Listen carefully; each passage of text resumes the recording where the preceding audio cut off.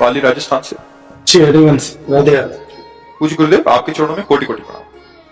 महाराज जी, मनुष्य के जीवन में दाम्पत्य जीवन को चलाने के लिए पैसा कितना और किन किन दायित्वों एवं कर्तव्यों के लिए आवश्यक है, और कब तक माया रूपी जीवन को निभाने के लिए? मेरी समझ में पैसा उतना महत्व नहीं रखता जितना प्यार महत्व रखता है ना?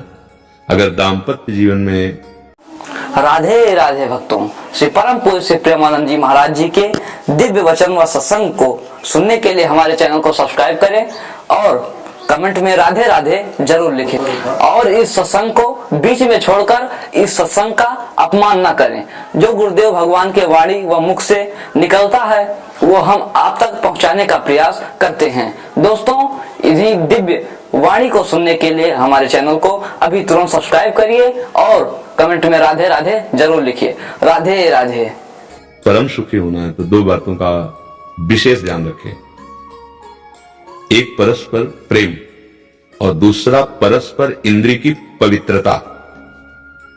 अगर प्रेम है तो फिर तुम्हें दूसरे की आवश्यकता जीवन में नहीं होनी चाहिए, चाहे स्त्री शरीर हो चाहे पुरुष शरीर हो। अगर एक में तुम्हारी तृप्ति नहीं हो, व्यभिचार में उतर जाओ, तो पूरे विश्व में तुम्हें शांति मिलने वाली नहीं, कभी तृप्ति मिलने वाली नहीं। दाम्पत्य सुख में पैसा नहीं, प्यार की आवश्यकता है, और प्यार के साथ पवित्रता की आवश्यकता है कि हमारा आपका जो संबंध हुआ है उस पर कभी दाग नहीं लगेगा। तो अगर नमक रोटी भी दोनों मिलकर खाओगे ना, आनंद वर्धन करने वाला होगा, और जो संतानें होंगी, चाहे पुत्री हो चाहे पुत्र हो, वो मंगलदायक होंगे, सुख प्रदान करने वाले होंगे। दोनों कमा रहे हैं, बहुत अच्छे रुपए कमा रहे हैं, अब उसका बर्थडे और गिफ्ट दीजिए, अमुक जगह ले चलिए, अमुक वस्तुएं लाइए। कह रहे इतनी सामर्थ्य मेरे नहीं है, आपस में झगड़ा हो रहा है। वो अंग्रेजी से क्या कहते हैं, डिवोर्स। ये दाम्पत्य जीवन है। लौकिक सुखों की, तुमको अपने प्यार पर सुख नहीं मिला, तुम्हें सोने चांदी के आभूषणों से सुख मिलेगा, तुम्हें संसार के लौकिक पदों से सुख मिलेगा। अगर हम दोनों एक प्रेमी हैं तो हर परिस्थिति का निर्वाह करेंगे। तुम्हारे लिए गिफ्ट पत्नी है, गिफ्ट वो तुम्हारे लिए ऐसा मानकर, और वो माने कि आप गिफ्ट हो, और दोनों प्यार से चले। अर्थ क्या महत्व रखता है? अर्थ तो अपने आप चरण चूमेगा जब धर्म से चलोगे। आज धर्म को माना जाता है क्या? सत्यवान जी को पसंद किया सावित्री जी ने, राजा की पुत्री थी, छूट दे दी कि भारत में जो तुम्हें लड़का पसंद आए। पिता को यही होता ना कि बेटी के सुख वर्धन के लिए उसके मनोनुकूल पति। बहुत से राजकुमार देखे लेकिन उसको पसंद नहीं आया। एक को देखा लकड़ी काट रहा था, पर देखते ही मन लुभायमान हो गया। मंत्री से कहा इनको उतारिए, वाह, और कहा कि मैं आपको पति रूप में वर्ण करना चाहती हूं। तो उनका आप हालत देख रहे हैं मेरी। उनका मैं हालत को पति नहीं बना रहे हूं, आपको पति बना रहे हूं। हमारे बूढ़े माता पिता हैं, मैं जंगल में लकड़ी काट के बेचता हूं, उससे गुजारा करता हूं। बोले आप केवल इतना परिचय बता दीजिए कि मेरे नेत्र कभी अन्य को, जो सत्य है उसी को। बोले हाँ, मेरा नाम भी सत्यवान ही है और मैं राजकुमार ही हूं। मेरे माता पिता वृद्ध हैं, उनकी आंखें नहीं हैं, और मैं उस समय बालक था तो जबरदस्ती अन्य राजाओं ने राज्य छीन लिया। अब प्राण बचाकर हम जंगल में रहे। बोले अब मुझे विश्वास हुआ, और अपने पिता के पास गई। तो जब वो गई तो वहां नारद जी विराजमान थे। नारद जी त्रिकालज्ञ महापुरुष हैं।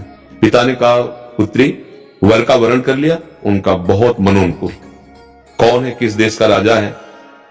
तो उन सुख चाहते हैं, कहा इस समय तो नहीं राजा, उनके माता पिता अंधे, और वो लकड़ी बेचकर। तो बेटी तुम्हारी बुद्धि, मतलब कहां राजपद और कहां तुम? देवर्षि नारद जी ने कहा क्या नाम है? उन्होंने विचार किया, उनका वो तो 1 वर्ष में मर जाएगा। पिता ने कहा बिल्कुल कैंसिल करो, ना धन है और ना वो जीवित रहेंगे। तो उनका ऐसा नहीं, प्यार भरी दृष्टि से एक बार वरण किया जाता है। मैं भारतीय नारी हूं, एक बार मैंने उनको वरण कर लिया। देवर्षि नारद जी का 1 वर्ष तो बहुत होता है। अगर हम 1 मिनट भी पति पत्नी के रूप में रहे ना, तो हमारा जीवन सार्थक रहेगा। अब देखिए प्यार किसे कहते हैं। पिता ने जब ब्याह किया तो मेरी पुत्री की मौत, तो खूब दहेज हो, तो सब कुछ उन्हें एक भी नहीं स्वीकार किया। कहा नहीं, मेरे पति जैसे रह रहे मैं वैसे रहूंगी। अब समझो प्यार किसे कहते हैं, पातिव्रत धर्म किसे कहते हैं, सुख किसे कहते हैं। पिता ने कहा हम तुम्हारी इच्छा के विरुद्ध नहीं चल सकते, ठीक है। ऐसे ही जिस झोपड़ी में रहते थे जंगल में, वहीं जाके रहेंगे। नारद जी ने बता दिया था अमुक तारीख अमुक समय 1 वर्ष जीवित रहेंगे। बस रोज प्यार से सेवा करती, माता पिता की उनके और उनकी। कभी कोई याचना नहीं की, क्योंकि याचना करने का रास्ता ही नहीं रह गया था। वो तो लकड़ी बेच के जीवन यापन करते थे, और याचना करनी होती तो अपने पिता से प्राप्त भोग सामग्री एकत्रित कर लेती, महल बनवा लेती, वही जंगल में बनवा लेती। जो समय 2-3 दिन रह गए, खाना पीना सब उनको पता है ना। आखिरी दिन जो था तो सत्यवान से कहा आज तक नहीं मांगा, एक बात मांगती हूं, क्या आज अपने साथ मुझे ले चलो। तुम कहा माता पिता की सेवा में अभी तक रही आप, और आज बोले आज मेरा मन है कि आप जहां जाओगे आज मैं आपके साथ रहूंगी। बताया नहीं, साथ गए। माता पिता से भी अनुमति ले ली। बोले ये कौन सी बात है। माता पिता ने कहा आप जाना चाहते अवश्य जाइए, आज तक तो कुछ मांगा नहीं। और निरंतर मंत्र चल रहा है, भगवत मंत्र। और अपने पति के साथ वो लकड़ी काटने के लिए चढ़े, उनका सर दर्द कर, उनका सावित्री सर दर्द कर रहा, उनका भगवान उतर आइए, तुरंत वो समझ रही आई, और गोद में से सर रखा, शिवांख मूंदी, सामने देखा भयंकर भैंसे पर सवार धर्मराज यमराज।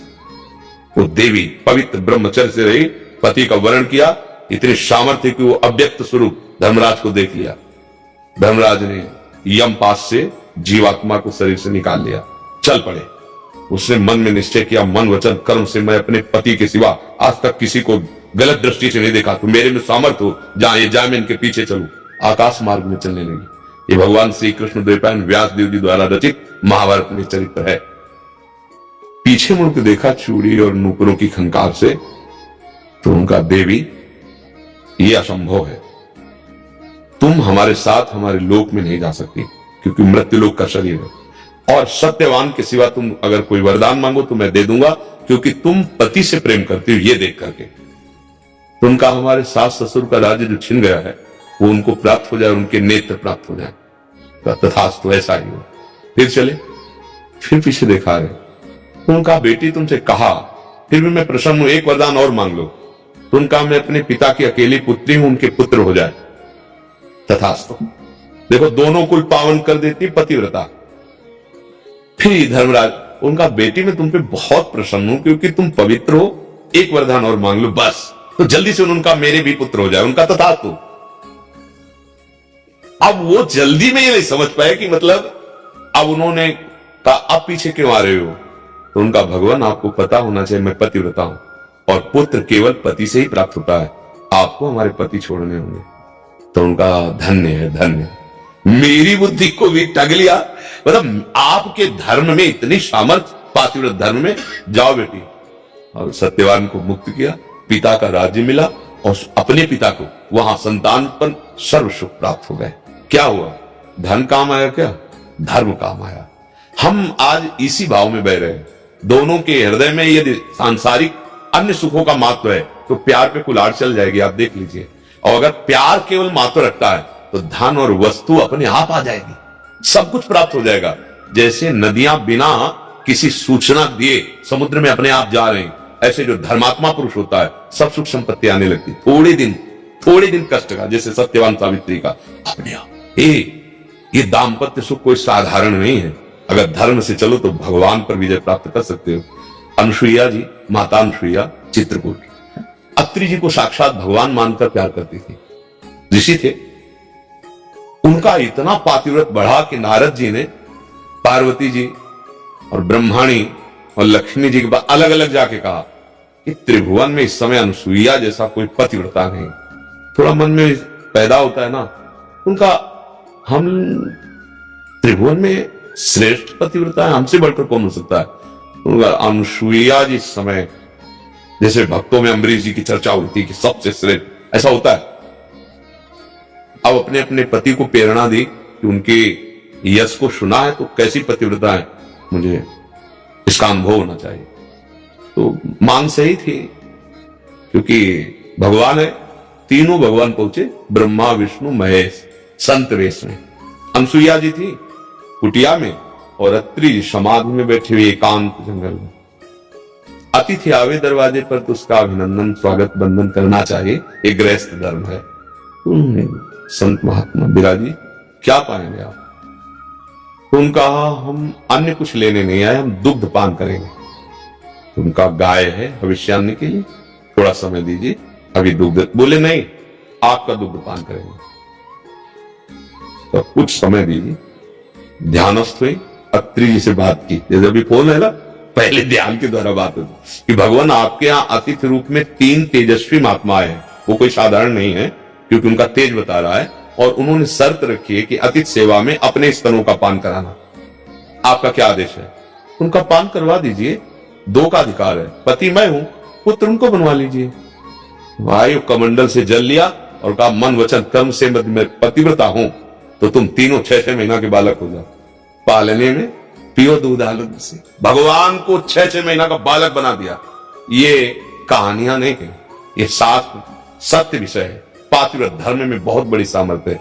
अगर पति एक पत्नी व्रत और पत्नी अपने पति को भगवान मानती है, वो गृहस्थी भगवान को प्राप्त कराने वाली बन जाएगी। पर आज का वातावरण आप देख लीजिए क्या है, वो अपने मार्ग में चल रही, वो अपने मार्ग में चल रहा है, एक दूसरे का मन ही नहीं मिल रहा, और फिर दोनों एक दूसरे के शरीर को नष्ट करने वाले बन रहे हैं। और हुआ क्या था, बोले लव मैरिज भी थी, प्रेम विवाह हुआ। वाह यार, कैसा प्रेम!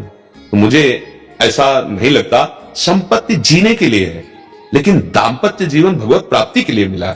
जैसे पंछी 2 पंखों से उड़ता है आकाश में, ऐसे पति पत्नी मिलकर एक गृहस्थ धर्म की पूर्ति होती है। और जिसमें ऐसे धर्मात्मा पुरुष होते हैं, उनकी संतानें चाहे पुत्री हो चाहे पुत्र, वो राष्ट्र भक्त, भगवत भक्त, महान कार्य करने वाले होते हैं। माना आप धन उतना नहीं कमा सकते, लेकिन धर्म से चल रहे हैं तो चैन से हैं, शांति से हैं। अगर नमक रोटी भी दोनों मिलके खाएंगे ना, एक अद्भुत आनंद रहेगा। मुझे नहीं लगता कि संपत्ति प्रधान दाम्पत्य जीवन होना चाहिए, नहीं तो ऐसी घटनाएं आप देख लो।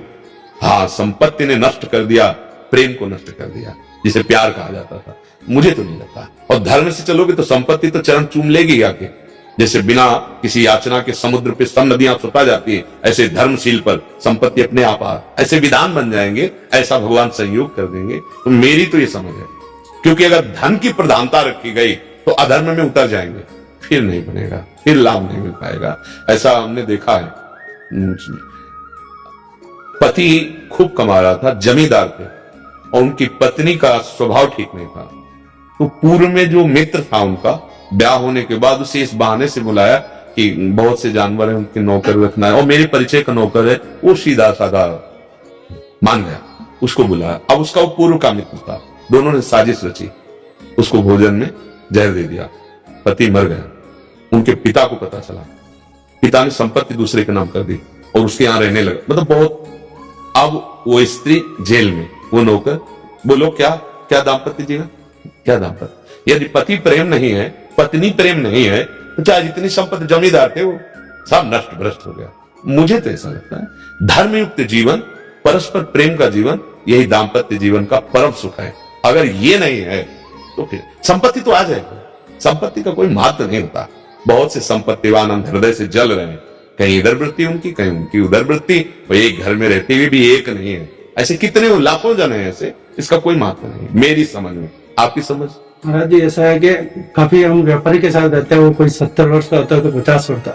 वो ये कहता है कि अभी आप ये नहीं समझते हैं भविष्य के अंदर आपको किस चीज की, तो हम तो ये समझते हैं कि हमारे पैसा इतने चाहिए, जो बच्चे जितने बड़े हो गए उनको संस्कार दे दिया, तो उसके बाद जो मिला प्रभु। हाँ, और हम आपको बता दें, आप अगर धर्म से चलेंगे तो धर्मो रक्षते रक्षिता, आपके भविष्य का निर्माण धर्म कर रहा है। और भगवान है ना, इतना विश्वास है ना। हाँ, वो अभी हम एक और उदाहरण देते, क्योंकि बचपन से हम घूमते रहे ना, भ्रमण करते रहे ना। एक गरीब आदमी बहुत पढ़ा लिखा कर अपने बच्चों को मेहनत से जब आर्मी में गया, तो इतना पैसा नहीं था कि वो सम्यक रूप से दे सकता, तो इतना छोटा वो लंबाई में पड़ गया। धर्म से बहुत मेहनत कर, मतलब ये समझो आटा दूसरे से मांगकर स्कूल के लिए भोजन बना के देने वाला। वो जब निकाल दिया गया तो एक ऑफिसर देख रहा था, तो इधर जो उसके जूते थे उसके ऊपर बूट मारा और 2 थप्पड़ मारे, खड़ा रहा। कैसा लगा? सर पूरे पास कर उसको। ये कौन था? भगवान। हम कहते धर्म से चलो, जो कि बच्चों के भविष्य के लिए अधर्माचरण करके धन जमा करोगे ना, तो तुम्हें ही दुख देंगे, तुम्हें ही दुख देंगे, और खुद वो ऐसी जगह फंस जाएंगे कि देख देख कर तुम चलोगे, क्योंकि तुम्हें उससे प्यार है, तुम्हें अपनापन है। पूरे निष्कर्ष में धन का महत्व नहीं, धर्म का महत्व, भगवान का महत्व, प्रेम का महत्व, सब कुछ ठीक हो जाएगा, सब अच्छा है। और जो धर्म का महत्व रखते हैं उनकी कभी पराजय नहीं होती। हाँ, धर्म से चलोगे तो हो सकता है तुम 10,000 रुपए भी ना जमा कर पाओ, लेकिन तुम्हारा लड़का तुम्हारे सामने ही ऐसी व्यवस्था करेगा तुम्हारी छाती ठंडी हो जाएगी। हमें मतलब खूब सोच समझ के बोल रहे हैं कि धन की प्रधानता नहीं, धर्म की प्रधानता। भविष्य तुम्हारा मंगलमय होगा क्योंकि धर्म। देखो भविष्य पांडवों का वर्तमान दुख में गया, लेकिन भविष्य हस्तिनापुर के चक्रवर्ती सम्राट पर वही और दुर्योधन आदि के वंश का विनाश हो गया। धर्म से हमें बिल्कुल धन का महत्व रखोगे तो बुद्धि भ्रष्ट कर देगा। महाराज जी हम तो लक्ष्मी जी यही कहते हैं, पहले बुद्धि विवेक दे, फिर हमारी जो बुद्धि के विवेक के हिसाब से पैसा मिले। लक्ष्मी जी का वाहन आपको पता क्या है? उल्लू। उल्लू।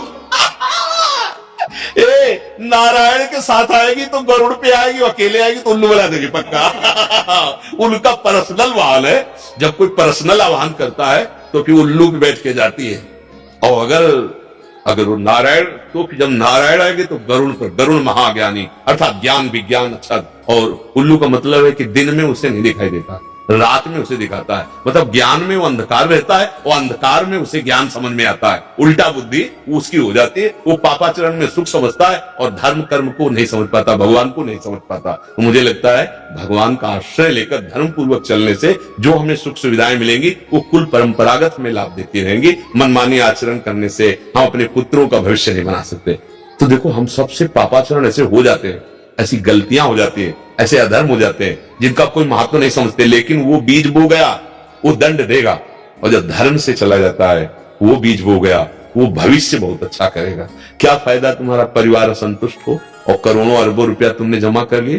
क्या फायदा कलह हो, अशांति हो, तुम्हारा बेटा तुम्हारे सामने तुम्हारी पत्नी का अपमान करे, तुम्हारा अपमान करे, मनमानी जलोगे बैठे। इसलिए भविष्य धर्म से अच्छा होता है, सत्य से अच्छा होता है।